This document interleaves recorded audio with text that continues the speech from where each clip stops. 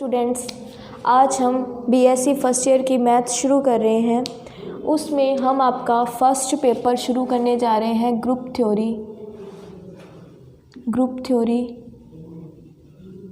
जिसे हम हिंदी में समूह सिद्धांत कहते हैं। वो आज हम फर्स्ट यूनिट शुरू करने जा रहे हैं। उस बुक की फर्स्ट यूनिट का नाम है ग्रुप एंड इट्स प्रॉपर्टीज़, समूह और उनके प्रगुण। तो कौन सी यूनिट शुरू कर रहे हैं हम? समूह और उसके प्रगुण। ये हमारी फर्स्ट यूनिट का नाम है। इसमें हम कुछ ग्रुप की प्रॉपर्टी, सेमी ग्रुप की प्रॉपर्टी, मोनोइड की प्रॉपर्टी, ये सारी पढ़ेंगे। लेकिन उससे पहले हमें समुच्चयों का ज्ञान होना बहुत ज़रूरी है कि समुच्चय क्या होते हैं या फिर कैसे कैसे सिंबल से हम उसे लिखते हैं। किसी समुच्चय के सिंबल से हम कैसे पता लगाएं कि उस समुच्चय में कैसे कैसे एलिमेंट्स आ रहे हैं। तो सबसे पहले रियल नंबर का समुच्चय, वास्तविक संख्याओं का समुच्चय। वास्तविक संख्याओं का समुच्चय क्या होता है? इस समुच्चय में परिमेय और अपरिमेय दोनों प्रकार की संख्याएं आती हैं। तो वास्तविक संख्याओं के समुच्चय में परिमेय और अपरिमेय संख्याएं मिलकर इस समुच्चय को बनाती हैं। इस समुच्चय में परिमेय और अपरिमेय संख्याएं होती हैं। परिमेय और अपरिमेय से मतलब परिमेय संख्याएं क्या होती हैं, अपरिमेय संख्याएं क्या होती हैं, ये भी हम पढ़ेंगे। इसके साथ समुच्चय में परिमेय और अपरिमेय संख्याएं होती हैं। तो कौन कौन सी संख्याएं होती हैं? एक तो परिमेय संख्याएं होती हैं और एक अपरिमेय संख्याएं होती हैं। तो वास्तविक संख्याओं का समुच्चय सबसे बड़ा समुच्चय माना जाता है, जिसमें परिमेय और अपरिमेय संख्याएं मिलकर इस समुच्चय को बनाती हैं। तो अभी हमें परिमेय और अपरिमेय दोनों संख्याओं के बारे में भी पता होना चाहिए कि ये संख्याएं कौन सी होती हैं। तो सबसे पहले हम परिमेय संख्या के बारे में डिस्कस करते हैं। परिमेय संख्याएं, तो परिमेय संख्याएं वे संख्याएं जिन्हें हम p/q के रूप में लिख सकते हैं, उन संख्याओं को हम परिमेय संख्याएं कहते हैं। फिर से रिपीट कर रही हूँ डेफिनेशन को। वे संख्याएं जिन्हें हम p/q के रूप में लिख सकते हैं, परिमेय संख्याएं कहलाती हैं। विद एक लिमिट होती है इसकी लिमिट क्या होगी कि q है वो कभी भी ज़ीरो नहीं होना चाहिए, क्योंकि अगर q हमारा डिनोमिनेटर ज़ीरो हो गया तो हमारी जो संख्या है वो अपरिभाषित हो जाएगी। तो परिमेय संख्याएं कौन सी संख्याएं होती हैं? वे संख्याएं जिन्हें हम p/q के फॉर्म में लिख सकें और जो q है वो कभी भी ज़ीरो नहीं हो, तो ऐसी संख्याएं परिमेय संख्याएं कहलाती हैं। तो अगर आप में से कोई इस चीज़ को लिखना चाहे तो अभी लिख सकता है विद डेफिनेशन। उसके बाद हम चलते हैं और कोई नंबर्स जो होते हैं वो कौन कौन से नंबर्स हैं और उनके सेट कौन कौन से हैं वो देखते हैं। तो सबसे पहली जो मेन चीज़ है कि वास्तविक संख्याओं के समुच्चय को हम r से डिनोट करते हैं और परिमेय संख्याओं के समुच्चय को हम q से डिनोट करते हैं। उसके बाद हम चलते हैं पूर्णांकों पर। पूर्णांक क्या होते हैं? पूर्ण अंक ये अलग अलग चीज़ें हैं। बहुत सारे बच्चों को इसमें प्रॉब्लम होती है कि मैम पूर्णांक और पूर्ण संख्या एक ही होती हैं। बहुत सारे बच्चों का ये डाउट आता है कि पूर्णांक और पूर्ण संख्याओं में क्या फ़र्क है। तो आज ये डाउट हम आपका क्लियर करने वाले हैं बिल्कुल अच्छे से। पूर्णांक क्या होते हैं? जिसमें नेगेटिव टर्म, ज़ीरो और पॉजिटिव तीनों प्रकार की संख्याएं आती हैं। ज़ीरो भी आएगा, उसमें नेगेटिव संख्याएं भी आएंगी और पॉजिटिव संख्याएं भी। जैसे अगर मैं कहूँ -5, -4, -3, -2, -1, 0, 1, 2, 3 एंड सो ऑन, ये ग्रुप चलता रहता है। तो इसमें नेगेटिव और ज़ीरो और पॉजिटिव ऐसी संख्याएं आती हैं, वो होते हैं पूर्णांक। इसको हम z से लिखते हैं, इसका सिंबल z है। उसके बाद आते हैं पूर्ण अंक पर। पूर्ण अंक या पूर्ण अंक वाली संख्याएं या होल नंबर्स जिसका सिंबल w है, उसमें कौन कौन सी संख्याएं आती हैं? तो उसमें संख्याएं आती हैं 0, 1, 2, 3 एंड सो ऑन। क्या फ़र्क देखने को मिला कि जो पूर्णांक है उसमें नेगेटिव टर्म्स भी आती हैं और पूर्ण अंक है उसमें ज़ीरो के साथ पॉजिटिव टर्म आती हैं, उसमें नेगेटिव अंक नहीं आते हैं। ये हो गई पूर्ण और पूर्णांक के बीच का अंतर भी समझ में आ गया और इनकी डेफिनेशन भी। उसके बाद हम चलते हैं प्राकृत संख्या पर। तो प्राकृत संख्या कौन सी होती है?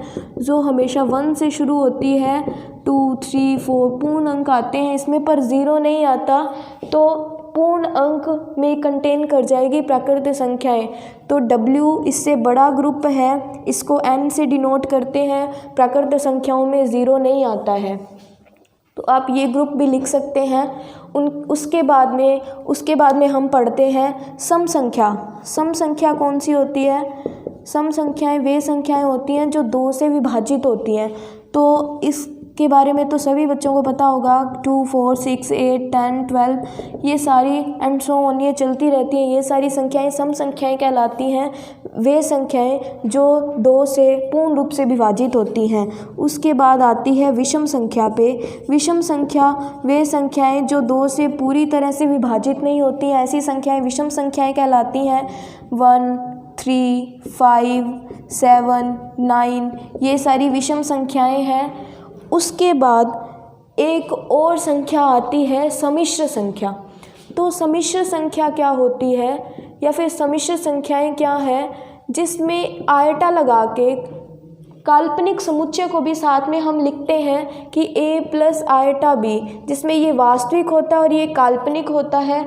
ऐसे जो फॉर्म की जो संख्याएं होती हैं उनको हम सम्मिश्र संख्याएं कहते हैं।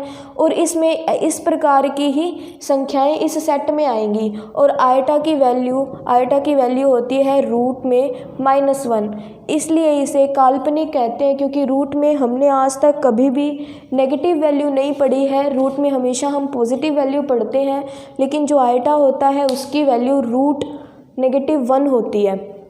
तो ये हमने सारे सेट पढ़ लिए हैं। ग्रुप थ्योरी को शुरू करने से पहले ये सेट हमें बहुत अच्छे से समझ में आने चाहिए, ताकि हम उसकी ग्रुप की जो प्रॉपर्टीज़ हैं वो इसमें लगा के चेक कर सकें। तो मेरे अकॉर्डिंग मैंने आपको सभी ग्रुप बता दिए हैं और आपको अच्छे से समझ भी आ गए होंगे। अगर फिर भी कोई आपको प्रॉब्लम आ रही है तो वीडियो को फिर से रिवाइंड करके देख सकते हो आप। उसके बाद अब हम चलते हैं हमारी जो यूनिट है उस पर। तो हमारी यूनिट है समूह और उसके प्रगुण। तो इसको शुरू करने से पहले एक और चीज़ सीखते हैं, बीजीय निकाय। बीजीय निकाय क्या होता है? बीजीय निकाय क्या होता है? बीजीय निकाय, इसको हम लिखते तो ऐसे हैं, ये कोई सेट होगा और इस पर कोई बाइनरी ऑपरेटर हमें दिया होगा, इसे हम बीजीय निकाय कहते हैं। लेकिन इसकी ना 2-3 कंडीशन है कि एक जो यहाँ हम लिखेंगे वो अरिक्त तो होना चाहिए, मतलब इसमें कुछ ना कुछ एलिमेंट हो, इस ग्रुप में कुछ ना कुछ एलिमेंट होने चाहिए जिन पे हम ये कोई प्रॉपर्टी, ये कोई द्विआधारी संक्रिया लगाएं तो हमें कोई ना कोई आंसर मिल जाए। तो ऐसे इस तरह की जो संरचना होती है इसको हम बीजीय निकाय कहते हैं, या फिर सिर्फ संरचना भी कह सकते हैं। अभी हमने बीजीय निकाय को देखा, इसके बाद अब हम पढ़ने जा रहे हैं सामी समूह। सामी समूह, तो अभी मैंने आपको बताया कि किसी भी बीजीय निकाय को लिखने के लिए सबसे इम्पॉर्टेंट, सबसे मेन चीज़ क्या है कि जो भी हमें समुच्चय दिया हुआ है वो अरिक्त होना चाहिए, उसमें कुछ ना कुछ एलिमेंट्स होने चाहिए। तो अभी सामी समूह की डेफिनेशन लिखते हैं, फिर अच्छे से उसे समझेंगे। सामी समूह क्या होता है?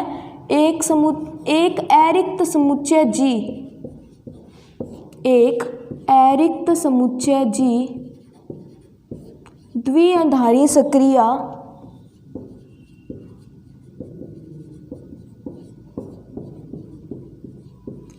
स्टार के बीजीय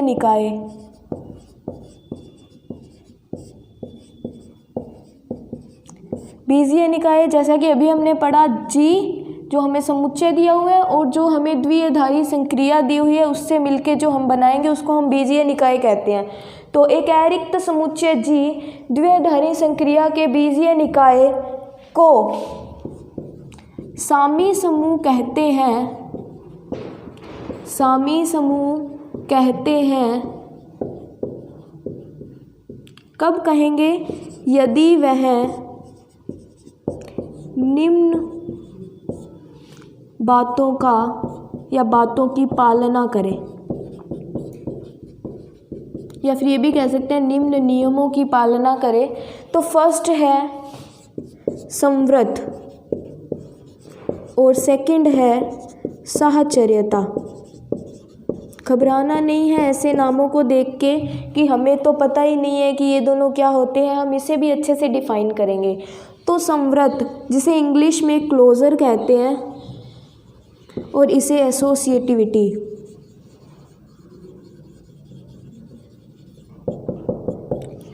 तो ये संवृत और साहचर्यता असल में होती क्या है, पहले ही आप ये डेफिनेशन लिख लो, उसके बाद में हम क्लोजर और साहचर्यता को अच्छे से समझेंगे।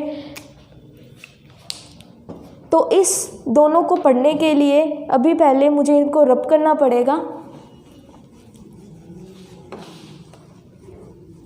चलो अभी हम चल रहे हैं कि क्लोजर प्रॉपर्टी क्या होती है, क्योंकि सामी समूह हम किसी ग्रुप को कब कहेंगे कि कोई जी अरिक्त समुच्चय है और उसके साथ द्विआधारी संक्रिया हमें स्टार दी हुई है, उसके बीजीय निकाय जी स्टार को हम सामी समूह कहेंगे। कब कहेंगे, जब वो निम्न बातों का ध्यान रखते हुए वो प्रॉपर्टीज़ को फुलफिल करेगा। तो फर्स्ट है क्लोजर यानी संवृत, और सेकंड है एसोसिएटिविटी यानी कि साहचर्यता। तो सबसे पहले क्लोजर या संवृत। संवृत क्या होता है, संवृत का कहने से मतलब है कि मैंने कोई दो एलिमेंट, क्योंकि अरिक्त समुच्चय था तो उसमें से कोई ना कोई एलिमेंट तो होंगे ही ना, तो मैंने कोई ऐसे अपनी मर्जी से कोई दो एलिमेंट ले लिए जो इस ग्रुप के हैं। अगर इन दोनों पे मुझे वो द्विआधारी संक्रिया लगाने पे जो आंसर आएगा अगर वो भी जी में आ जाए तो हम कहते हैं कि ये जो जी हमें दिया हुआ है वो संवृत है। तो हम कैसे कह सकते हैं कि जी संवृत है, कि हम अलग अलग दो एलिमेंट लें किसी भी सेट के, जो हमें सेट ऊपर दिया है उस पे जो हम द्विआधारी संक्रिया लगाते हैं, अगर उनका आंसर, उनका प्रोडक्ट करने के बाद भी वो ग्रुप जी में ही बिलोंग कर रहा है तो हम कहते हैं कि जी क्या है, संवृत है। और अब एसोसिएटिविटी यानी साहचर्यता की बात करते हैं। साहचर्यता क्या है, साहचर्यता से मतलब मुझे इसमें से कोई तीन एलिमेंट लेने हैं, अब मुझे उन पे क्या है, ये फिर से ये बीजगणितीय जो हमें प्रॉपर्टी दी हुई है बीजीय निकाय की वो लगानी है। तो इस प्रकार लगानी है कि अगर पहले दो एलिमेंट पे लगाऊं और उनके आंसर निकलने के बाद फिर थर्ड को लगाऊं, या फिर फर्स्ट और थर्ड पे लगाऊं, उसके बाद उसका आंसर जो निकले उसके साथ ए पर ये प्रॉपर्टी लगाऊं, तो इन दोनों का आंसर अगर सेम आ जाता है तो हम कहते हैं कि जो ग्रुप है हमारा वो साहचरी है। अगर किसी ग्रुप में संवृत और साहचर्यता दोनों आ जाती हैं तो ऐसे समूह को हम सामी समूह कहते हैं। अब सामी समूह कुछ आपको समझ आया होगा, एग्जाम्पल से और क्लियर हो जाएगा। तो सबसे पहले सामी ग्रुप की डेफिनेशन, उसके बाद उसकी प्रॉपर्टीज़, अब उसके एग्जाम्पल पे मूव करते हैं। देखो n प्लस या फिर z प्लस या z मल्टीप्लाई, ये क्या है, सामी समूह के एग्जाम्पल हैं। ये ग्रुप जो हमें दिए हुए हैं ये सामी ग्रुप है। मैंने कह दिया, आपने मान लिया, ऐसा तो होगा नहीं, प्रूव करके दिखाना पड़ेगा कि ये सामी ग्रुप है। तो कैसे हैं, हमें पता है नेचुरल नंबर का सेट कैसा होता है, 1 2 3 4 5 एंड सो ऑन, ऐसा ही होता है ये ग्रुप। अब मुझे प्लस की प्रॉपर्टी दी हुई है, प्लस की प्रॉपर्टी दी है, सबसे पहले संवृत प्रूव करना है। तो सबसे पहली प्रॉपर्टी हमारी होती है संवृत की। उसके लिए मुझे क्या करना है, मुझे इसमें से कोई दो एलिमेंट लेने अपनी मर्जी से। तो मैंने ना ये दोनों एलिमेंट उठा लिए, आप अपनी मर्जी से कोई भी ले सकते हो, ये दोनों एलिमेंट फिक्स नहीं है कि आपको 3 और 4 ही लेना है, लेकिन आपको समझाने के लिए बस मैं एक ले रही हूँ। तो मैंने क्या किया, मैंने 3 और 4 एलिमेंट ले लिए, किस में से, ऑब्वियस है n में से लेंगे, यही समुच्चय हमें दिया हुआ है। तो मैंने n में से ये दो एलिमेंट ले लिए। अब इस पे हमें ये बीजीय निकाय की जो ये हमें द्विआधारी संक्रिया प्लस दी हुई है ये लगा के देखना है। अब मैं क्या करती हूँ कि इस पर मैं ये प्रॉपर्टी लगाती हूँ, तो अब सबको ऐड करना आता है, तो मॉड्यूलर तो है नहीं कि कन्फ्यूज़न होगी। तो 3 + 4 सबको पता है 7 होता है, और ये भी पता है कि 7 क्या है, नेचुरल नंबर होता है। इसको समुच्चयक अगर हम आगे लिखें तो ऐसी ऐसी संख्याएं आएंगी। तो अब अगर इन दोनों को ऐड करने पर 7 है, वो भी इसी ग्रुप का आ रहा है, ये भी n में बिलोंग कर रहा है, तो मैं क्या कह सकती हूँ कि 3 और 4 बिलोंग्स टू n, और देन क्या, इन दोनों का जो ऐड किया 7 वो भी n में आ गया, ये भी n में बिलोंग कर गया। तो हम क्या कहेंगे कि जो समुच्चय n है, समुच्चय n जो हमें दिया है वो क्या है, समवृत्त है। ये तो हो गया समुच्चय इसका, तो समुच्चय n क्या है, समवृत्त हो गया। उसके बाद में सेकंड है साहचर्यता। साहचर्यता प्रूव करते हैं कि साहचर्य होता है कि नहीं। इसके लिए मुझे कोई 3 एलिमेंट लेने हैं, तो 1 2 3 लो, 2 3 4 लो, कोई भी लो, आप ले लो अपनी मर्जी से। मैंने 1 2 3 ले लिए, किस में से, n में से। अब मुझे क्या करना है, पहले इन दोनों पे लगानी है प्रॉपर्टी, फिर इस पे लगानी है। तो इन दोनों को हम ऐड करेंगे तो कितना आएगा, 3 + 3 = 6। उसके बाद क्या करना है, 2 और 3 पे लगानी है, फिर उसके बाद में 1 को ऐड करना है। तो 1 तो वैसे ही रख देंगे, 2 और 3 5 होते हैं, और 1 और 5 6 होते हैं। तो हमें पता चला कि 1 और 2 पे लगाएं, फिर 3 पे लगाएं, या फिर पहले 2 और 3 पे लगाएं, फिर 1 पे लगाएं, तो कोई फ़र्क नहीं पड़ रहा। मतलब कि जो n है वो साहचरी है। अतः समुच्चय n साहचरी। अब क्लोजर भी हो गया, समवृत्त भी हो गया, साहचरी भी हो गया, तो इससे मैं क्या कह सकती हूँ, अतः दिया गया समुच्चय n + 1 सामी समूह है। एक सामी समूह है।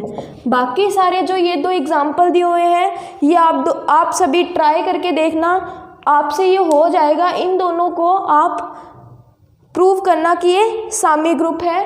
बाकी आज की क्लास में इतना ही। Thank you.